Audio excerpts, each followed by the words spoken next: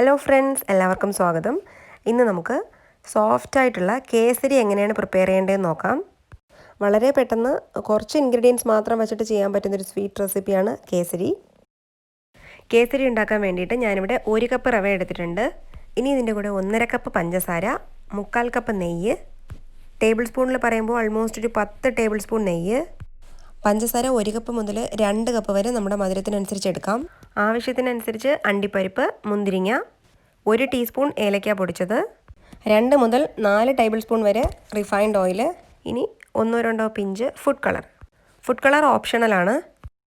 ഇനി നമുക്ക് കേസരി ഉണ്ടാക്കാൻ തുടങ്ങാം. ആദ്യം ഒരു പാനിലോട്ട് 2 ടേബിൾ സ്പൂൺ നെയ്യ് ഒഴിച്ചു കൊടുക്കാം. ഇനി ഈ നെയ്യൊന്ന് ചൂടായതും അണ്ടിപ്പരിപ്പും മുന്തിരിയും കൂടി നെയ്യിൽ വറുത്ത് കോരാം. ഇതിപ്പോൾ ബ്രൗൺ ആയിട്ടുണ്ട്. ഇനി ഇതിലേക്ക് മുന്തിരിങ്ങയും കൂടി ചേർത്ത് കൊടുക്കാം.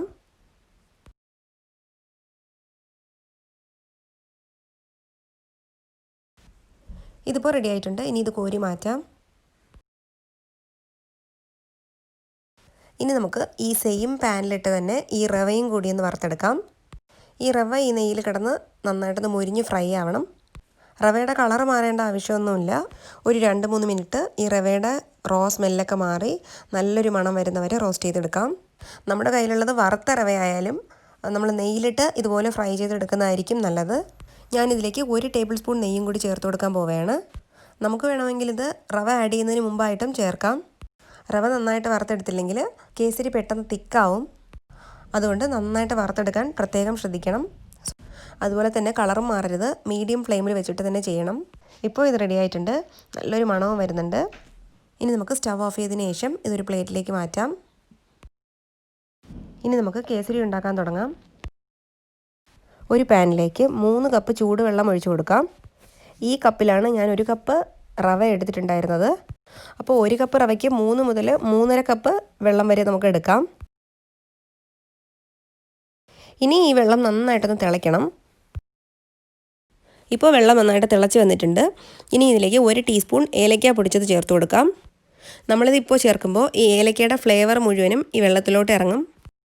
ഇനി ഇതിലേക്ക് അല്പം ഫുഡ് കളർ ചേർത്ത് കൊടുക്കാം. സ്വീറ്റ്സൊക്കെ നമ്മൾ വീട്ടിൽ പ്രിപ്പയർ ചെയ്യുമ്പോൾ ഫുഡ് കളർ അവോയ്ഡ് ചെയ്യുന്നതായിരിക്കും നമ്മുടെ ഹെൽത്തിന് ഏറ്റവും നല്ലത്. സാഫ്രൺ ഉണ്ടെങ്കിൽ നമുക്ക് അത് ചേർക്കാം.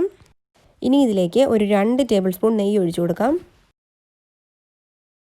ഇനി ഇതിലേക്ക് 2 മുതൽ 4 ടേബിൾ സ്പൂൺ വരെ റിഫൈൻഡ് ഓയിൽ ഒഴിച്ചു കൊടുക്കാം. സൺഫ്ലവർ ഓയിലോ വെജിറ്റബിൾ ഓയിലോ ചേർക്കാം. തേങ്ങ എണ്ണ ചേർക്കാൻ പാടില്ല. തണുത്തതിന് ശേഷവും കേസരി സോഫ്റ്റായിട്ടിരിക്കാൻ വേണ്ടിയിട്ടാണ് നമ്മൾ എണ്ണ ചേർക്കുന്നത്. ഇപ്പോൾ ഈ വെള്ളം നന്നായിട്ട് തിളച്ചിട്ടുണ്ട്. ഇനി ഇതിലേക്ക് നമ്മൾ വറുത്ത് വെച്ചിട്ടുള്ള റവ ഓരോ സ്പൂണായിട്ട് ചേർത്ത് നന്നായിട്ടൊന്ന് മിക്സ് ചെയ്യാം.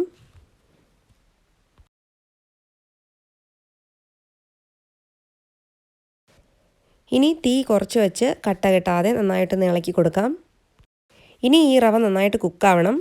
അതിനുവേണ്ടി 2-3 മിനിറ്റ് നന്നായിട്ടൊന്ന് മിക്സ് ചെയ്ത് കൊടുത്തതിന് ശേഷം അടച്ച് വെച്ച് നന്നായിട്ടൊന്ന് കുക്ക് ചെയ്തെടുക്കാം. ഇടയ്ക്ക് നമുക്ക് ഇളക്കി കൊടുക്കാം. അതുപോലെ തന്നെ നമ്മൾ തീയും ലോ ഫ്ലെയിമിൽ വേണം ഇടാൻ.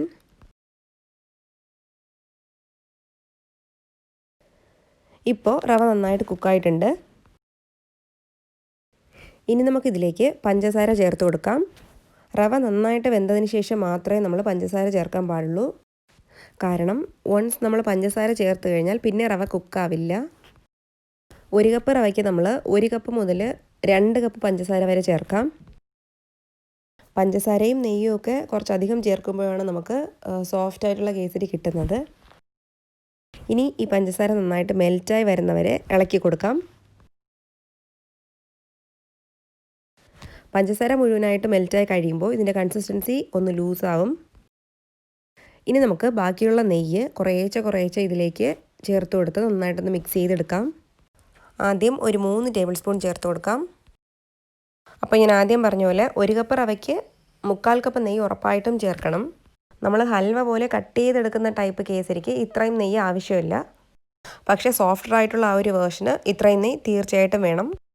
ബാക്കിയുള്ള നെയ്യിൽ നിന്നും 2 ടേബിൾ സ്പൂണും കൂടി ഞാൻ വീണ്ടും ചേർക്കാൻ പോവുകയാണ്. എന്നിട്ട് വീണ്ടും മിക്സ് ചെയ്യാം. ഇനി നമുക്കിതിലേക്ക് നമ്മൾ വറുത്ത് മാറ്റി വെച്ചിട്ടുള്ള അണ്ടിപ്പരിപ്പും മുന്തിരിയും കൂടി ചേർത്ത് കൊടുക്കാം.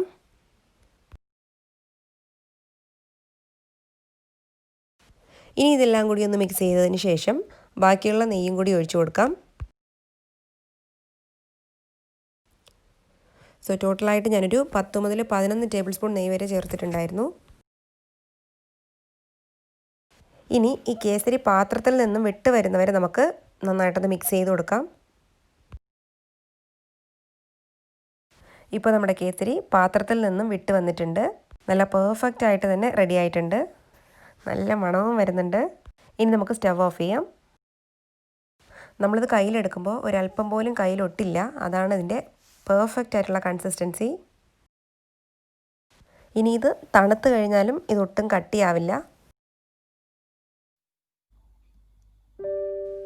ഇപ്പോൾ ഇത് നന്നായിട്ട് തണുത്തതിന് ശേഷവും ഇതിൻ്റെ സോഫ്റ്റ്നെസ് ഒട്ടും തന്നെ കുറഞ്ഞിട്ടില്ല. നിങ്ങൾക്കിത് കാണുമ്പോൾ തന്നെ മനസ്സിലാവും. അപ്പോൾ നിങ്ങളെല്ലാവരും ഇത് തീർച്ചയായിട്ടും ട്രൈ ചെയ്ത് നോക്കണം. നിങ്ങൾക്ക് എല്ലാവർക്കും ഈ വീഡിയോ ഇഷ്ടപ്പെട്ടെന്ന് വിശ്വസിക്കുന്നു. ഇഷ്ടപ്പെട്ടെങ്കിൽ പ്ലീസ് ലൈക്ക് ചെയ്യുക, ഷെയർ ചെയ്യുക, സബ്സ്ക്രൈബ് ചെയ്യുക. കൂടെ തന്നെ തൊട്ടടുത്തുള്ള ബെല്ലൈക്കണും ക്ലിക്ക് ചെയ്യുക. Thank you. അപ്പോൾ മറ്റൊരു അടിപൊളി വീഡിയോ ആയിട്ട് വീണ്ടും കാണുന്നത് വരെ ടാറ്റാ, ബൈ.